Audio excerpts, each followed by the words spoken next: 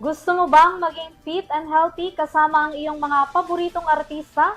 Well, chance mo na to para makasama silang tumakbo. Dahil sa kauna-unahang pagkakataon, magaganap na ang Sparkle Run 2026. Kung saan at paano magiging bahagi nito, alamin sa Balitang Showbiz mula kay Sam Marcos.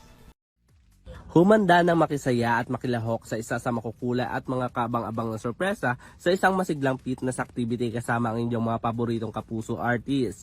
Sa social media post kasi ng GMA Sparkle Artist, inilabas na nila ang poster ng nalalapit na Sparkle Run 2026. Ito na ang kauna-unahang Sparkle Run na magaganap kung saan isa rin ito sa kanilang paraan upang pagsamasamahin ng mga tagahanga at kilalang bituin sa industriya sa isang masayang pagtitipon upang ipagdiwang ang malasakit at kalusugan. Katuwang din dito ng Sparkle ang Department of Tourism, Culture and Arts of Manila at ng Run Rio Incorporation.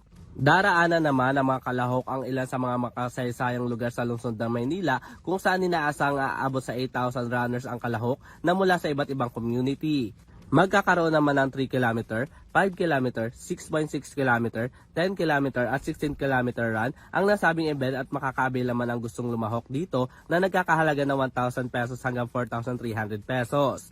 Samantala, magaganap naman ang Sparkle Run 2026 sa darating na May 30 na magsisimula sa Quirino Grandstand sa Manila. Para sa EuroTV Showbiz Balita, ako si Sam Marcos, sumasaludo sa bawat Pilipino.